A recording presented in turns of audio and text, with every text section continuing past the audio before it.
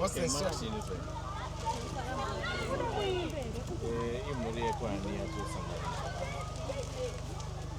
Mandaza family, Nyoni family. Okay. Yes. All right.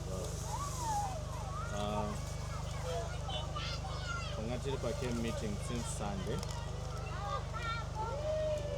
My lessons angaripo angakasiyana siyana. Pane rangati pane lesson yabata yekuti kwaari yawa a game changer kana kuti ane zvimwe zvaawana zviri zvitsva muupenyu, especially issue yedepression and to do with our families. ndakafarira lesson yeboy child. Okay. Boy child takadzidza zvakawanda ipapo, how to raise the boy child, kuti tovabatsira sei kuti vakure vari vana vakachangamuka vanogona kuzozvimirirawo remangwana ravo, nekukwanisawo kumira munyika ino, this world yamira yakaminama kudai. Saka zvinovasimbisa mukukura kwavo, ende kudzidzisa kwatinoita zvakare vanenge vachionawo nezvatinenge tichiita, sekukura kwakangoitawo Jesu. Paaikura ana Joseph, Jesu waidzidziswa achishanda nababa vake muworkshop mavo, saka akakura mentally, physically, spiritually, and also nekushandisa maoko ake. Saka akakura ari mwana akakura muzvese, saka ndo yakanyanya kundibata iyoyo lesson iyoyo. All right. So anything that you think you should start doing that you haven't been doing, what are the discoveries? Yeah.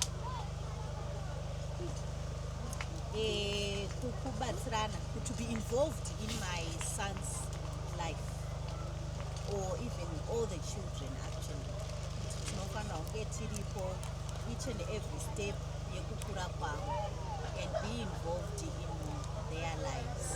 I like it that you are talking Samai, and mukukura kwenyu ma campaigns also manaitwa, they are towards girl child. And now you are saying you got something that should change towards the way you treat probably your son and the way you want him to be. So for someone who's watching out there, probably who's not even an SDA member, I think nyaya ingoripo ndeyekuti vana vakomana kazhinji they are neglected and vanosiiwa behind, tichifunga kuti vari strong mentally, especially mentally, but then titozoona kuti zvinova affecta as they grow up nekuzonofesa machallenges avanofesa nawo munyika. So but they are going through a lot silently. So if we are involved in their lives, I think zvinovabatsira to be open matiri sevabereki, and also to be open even kwavanenge vari vachikurira vari, nokuti zvichavabatsira kuti vakwanise kumira vari voga and be able to survive in this world. Okay, Mr. Mandaza, Mate Mandaza family, and also part of we have visitors, Mrs. Nyoni. Imimi sababa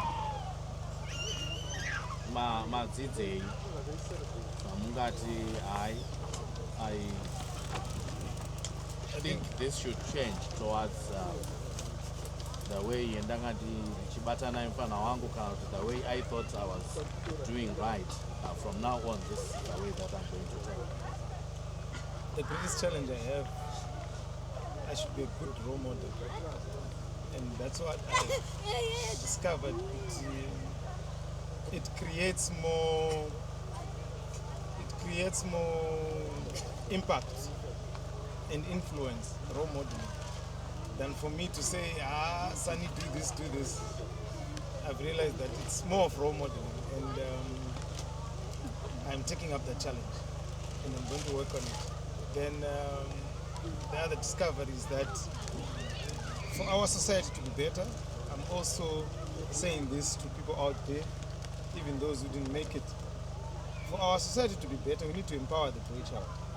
And that's the only way we can solve many problems that we are facing right now in our society.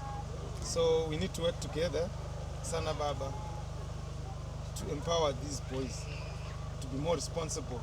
They'll be able to take care of their girl child. And they won't fear to take up responsibility.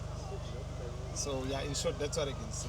And we're going to work together as a family to make sure that we achieve. Manyon Magadi. All right. So that is the same lesson. Yeah, ndiri kuona kuti yabata vanhu wakawanda vakanyanyisa.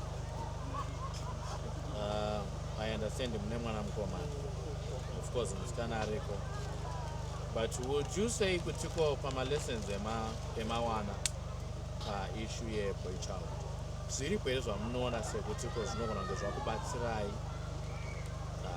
pamwana mukomana wino?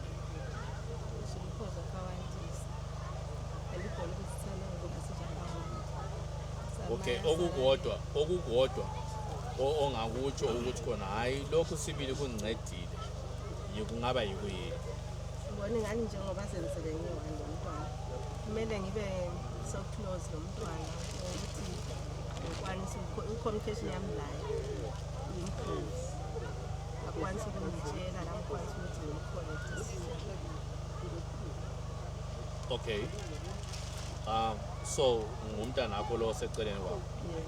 Okay, kuthi ibizwa ngani? Okay. Ama-lessons lawa ebengabuyi kubazali kuphela, ibuyela kuwe, yikuyini ongathi ukuzwisisile? Umama ukhuluma ngokuthi nguye osukhangelane laye ubaba kasekho. Uthini wena nge-situation eyokuba ngumntwana ongumfana and ulo mama, uzwisiseni ngokuba ngumntwana ongumfana? Okuncane nje okuzwisisileyo.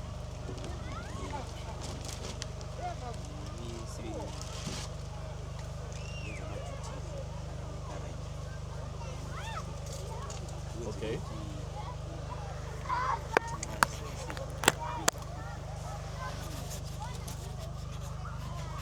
Okay. So duties, you are saying duties are not only for Amankazana. That's what you learned. Yeah. Okay. Does it mean ukuthi from now on usiyafika endlini ukhangelela ukuthi umama nxa engathi ugezise imganu akubi luhlupho kuwe? Yeah. Okay. All right. Yikuyini okunye okuncane okubonileyo okungabe kuchintshile from the way ekade uzwisisa ngayo ukuthi mina ngumntwana ongumfana? Akula okunye. All right. So okukhona ukuthi we are going to practice lokho esikuzwisisileyo. Yeah. Okay. Mfaro, how are you? Yeah, I'm good. And you are Mfaro? Who? Mandaza. Okay. Mfaro one's way. Iwewe mama na baba varipo. Ma lessons aya ane zvawo zvawanofanira kuti ko vaite kwauri, but iwe semwana mukomana chii chaungati ko this changed the direction yendandifamba nayo as mwana mukomana? By the way, you are the first born? Yes. Okay. Then what are you going to say to those who are going to watch this video? Alright. So maparents ma-teachings avanotipa and yeah, the love yavanotipa futhi. That's what I can say. Okay. So tingabvumirana here kuti kokubva nhasi tichindodzokera kumba wakatipa mabasa avanotipa, it's not a way of punishing us but they are grooming us. Do you say from the lessons that you got zvingange zvakubatsira izvozvo? Yeah, I think zvese zvavanenge vachitipa zvekuita, it's part of grooming us. Yeah. Okay. All right. Thank you.